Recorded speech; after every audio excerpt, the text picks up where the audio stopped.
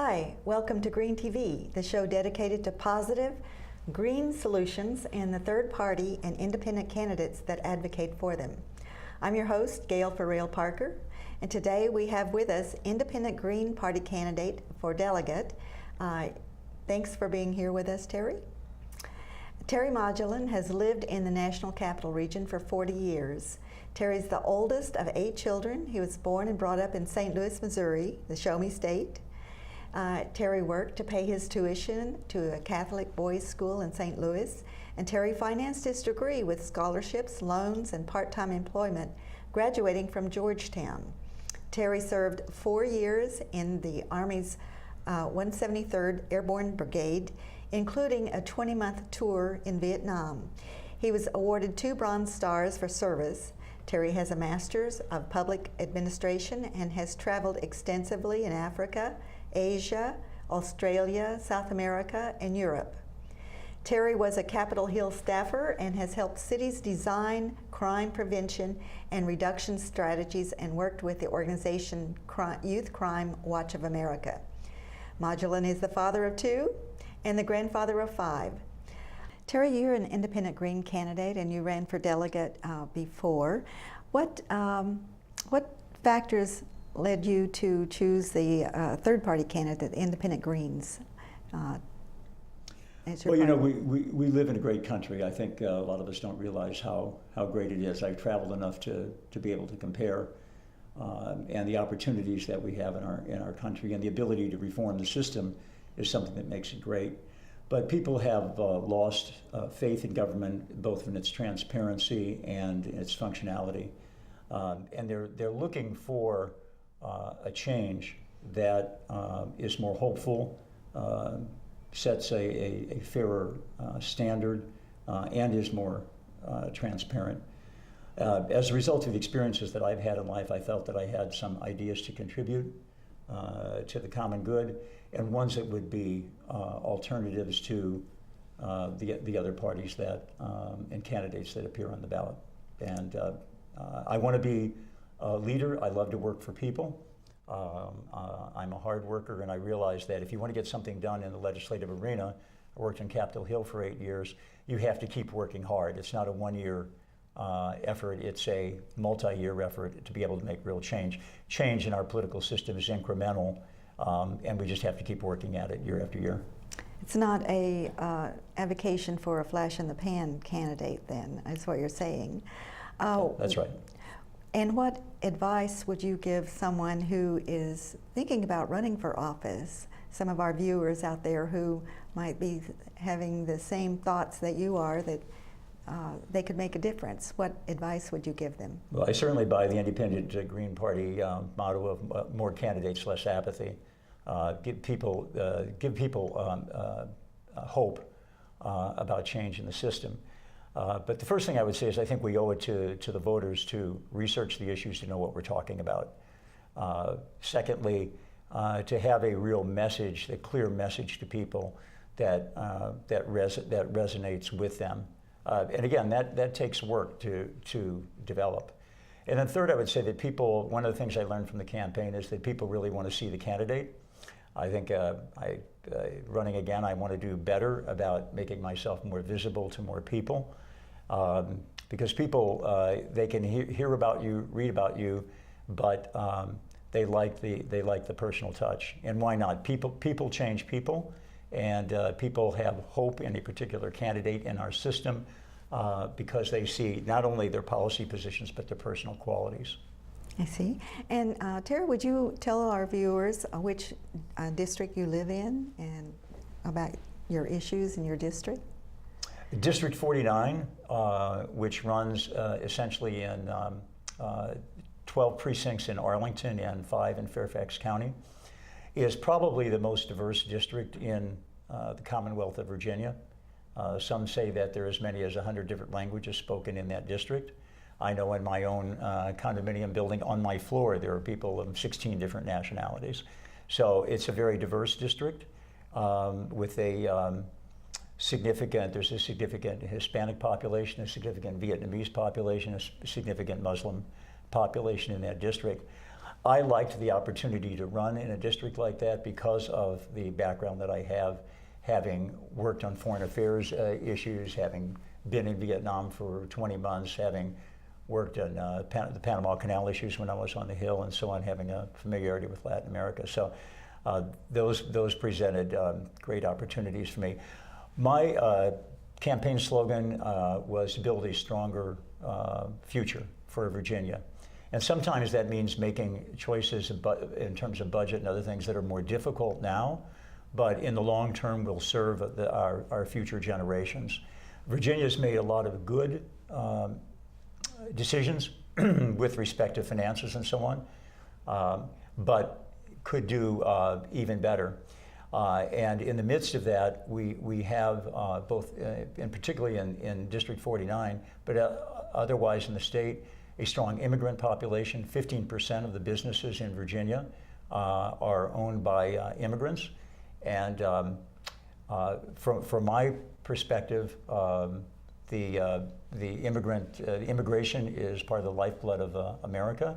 And that's important, but we also want to have a fair system for those who come legally here as well. My background career-wise is more in crime prevention and public safety. As we see with many of the issues that are going around the world and even here in the United States, if you don't have public safety and public order, you don't have freedom. So there's an important balance between those two, but I'm dedicated to working with young people. They are part of our future now and all of our future in years to come, and so strong youth programs and attention to education, giving young people an opportunity to have choices in education and educational systems is important, and working with a community-based crime prevention, community-based efforts to improve our people is important. Go by a slogan that one other city back in my home state of Missouri adopted: you don't have to move to live in a better community. And so the emphasis of my campaign was to develop more grassroots interest in making one's community better. I see. Well, you certainly set an example for the youth with, I would think that you would have a strong position on education. Do you?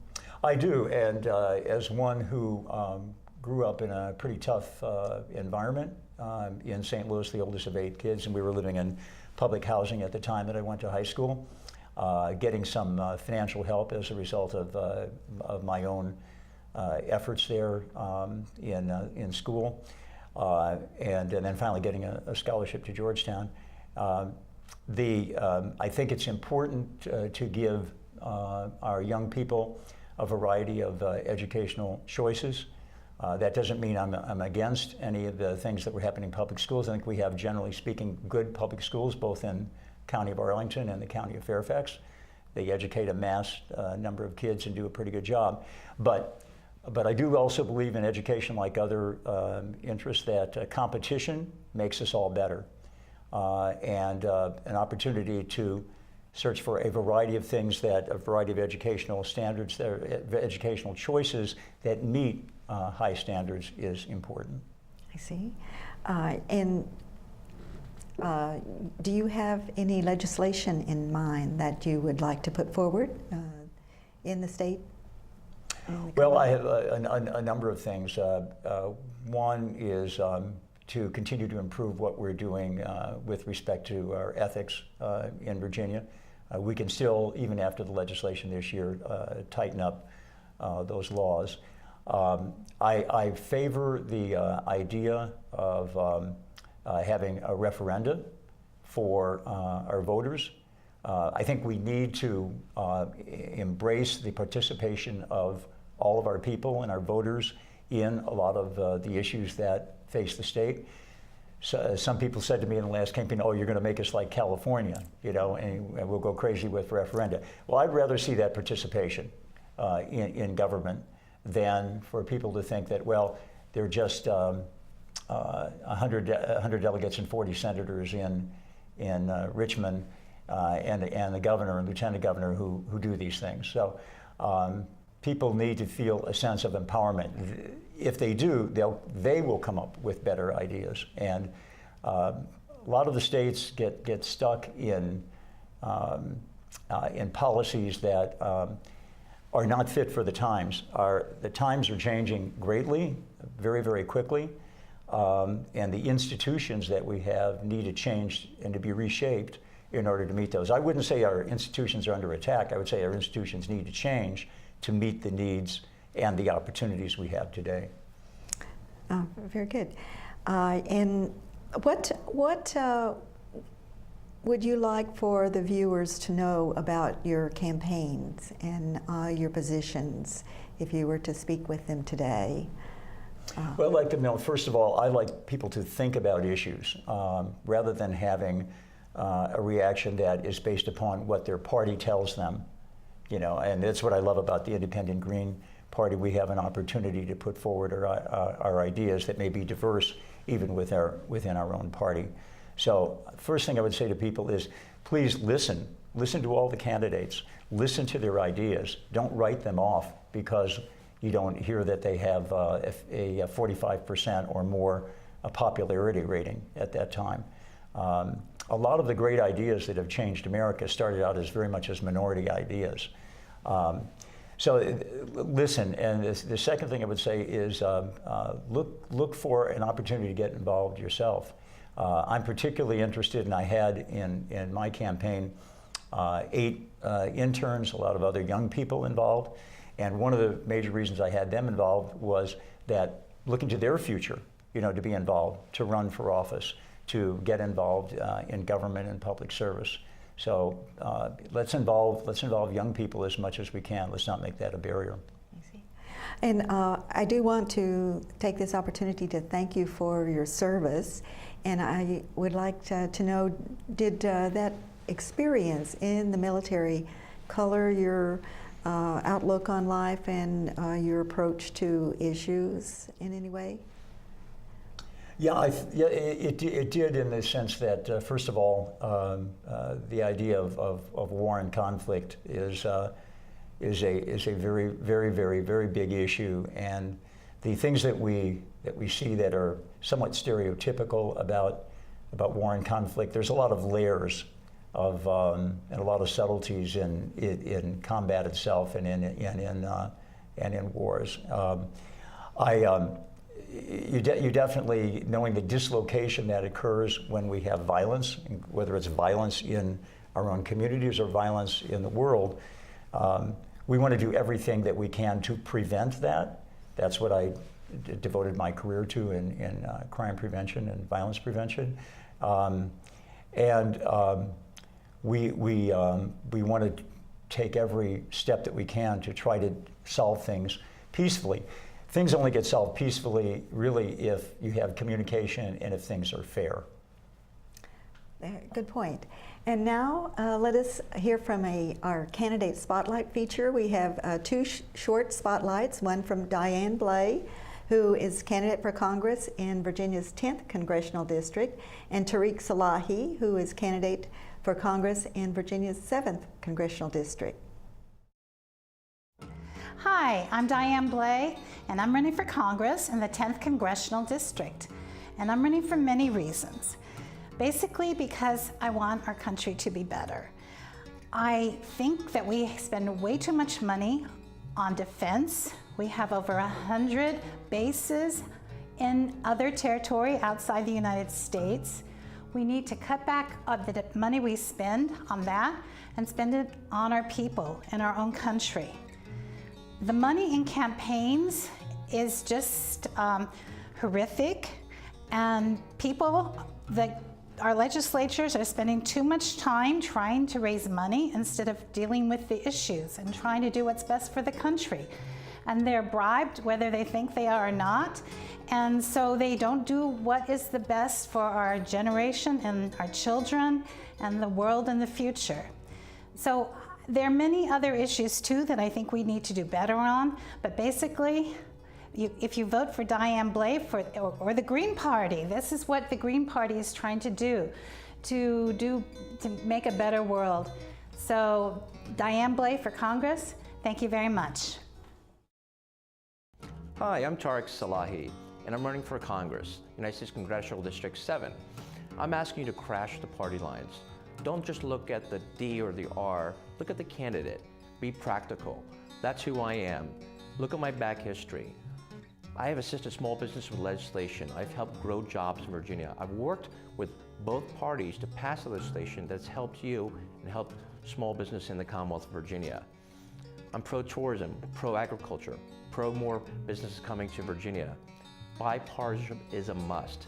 I have a proven record of working with both parties. I'm pro-rail, less traffic. I'm asking you to crash the vote, and that's my website, crashthevote.com or salahiforcongress.com. Please take a look at my Twitter. If you're interested in communicating with me, #crashthevote. I look forward to hearing from you. I look forward to seeing you on the tour, on my listening tour, where I hear your concerns. Thank you for your interest, and please support me. I'm not asking for your money, I'm asking for your vote. Welcome back to Green TV, the show dedicated to independent and third-party candidates and the positive solutions that they advocate. Terry, I have another question for you. It's rather long and involved, and I will take the opportunity to read it. Funding somebody else's campaign for public office is just not a high priority on most people's budget these days. And some folks advocate for publicly funded campaigns. Others say that we already have publicly financed campaigns through grants, which funnel money back to the larger parties and to the candidates. Those candidates are also heavily funded by auto, asphalt, and oil industries. Critics of this system say that this method does not distribute the funds equitably to independent and third-party candidates who advocate for alternative renewable energy and mass transit, rail transit. What are your views on publicly financed campaigns, or should campaigns be publicly financed, and why? I believe that there's room for publicly financed campaigns in the Commonwealth of Virginia. But I do believe that candidates, even third-party candidates, if you will, or other parties, should meet a certain level of popularity in order to receive funding, because you have to have some standard for what public funds can be spent for. I think we have two ways to look at this. One of them is that, like any other budget item or any other item that comes from the taxpayers, that's the decisions that you make with respect to that money need to be wise decisions. So they need to be effective decisions. So I do think there have to be some standards for the contribution of public monies to campaigns.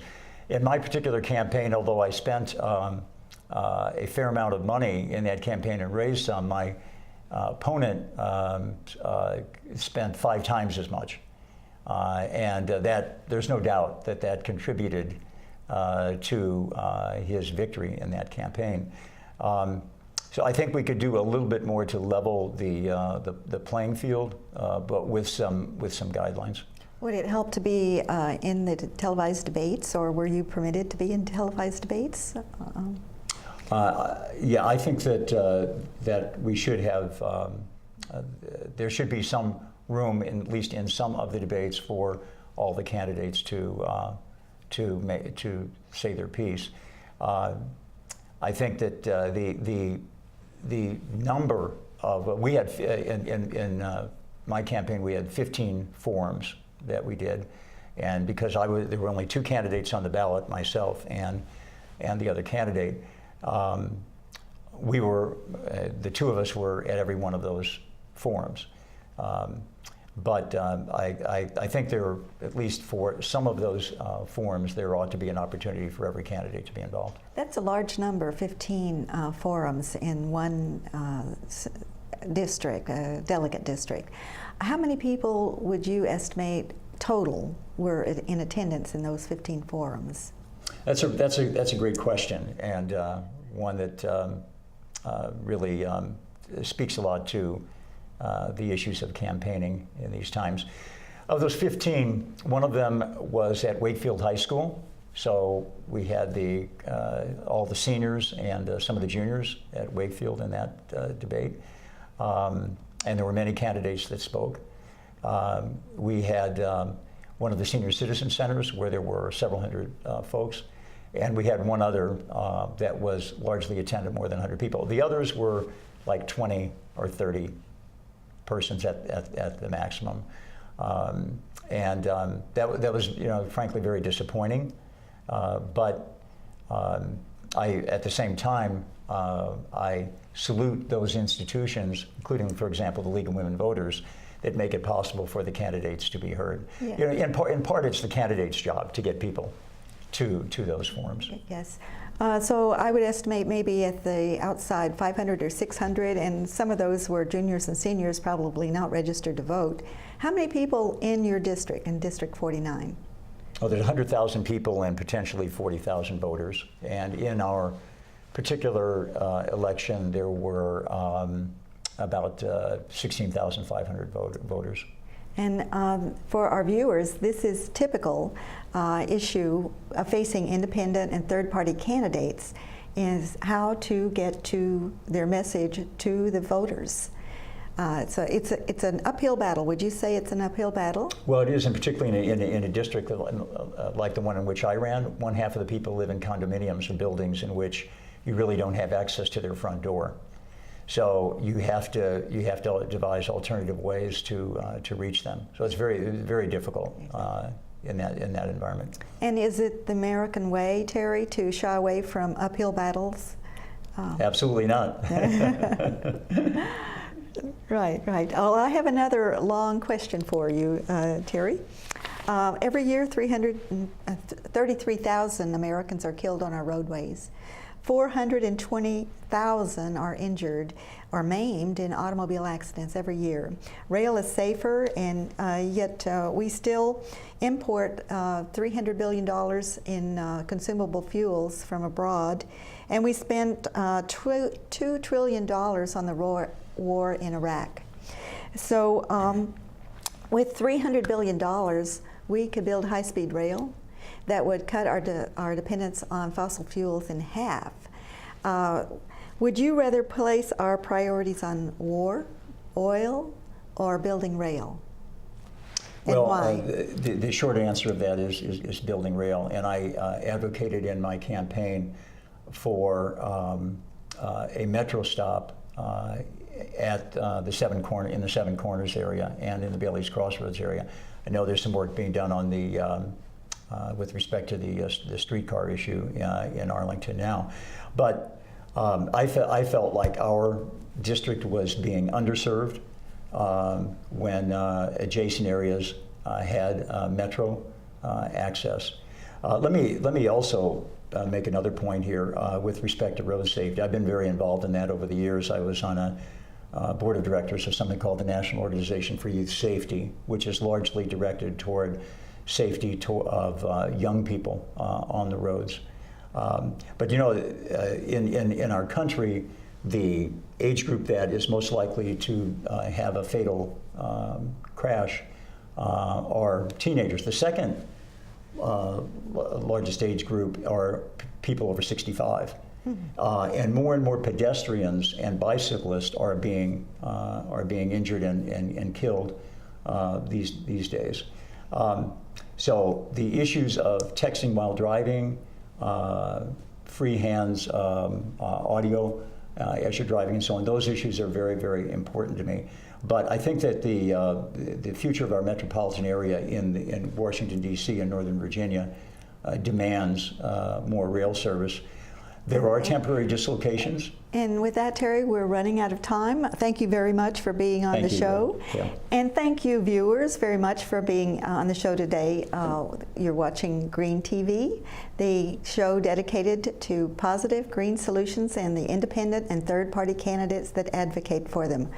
We look forward to hearing your views on Twitter. Tweet us at #VAGreenTV. I'm Gail Farrell Parker. See you again next time.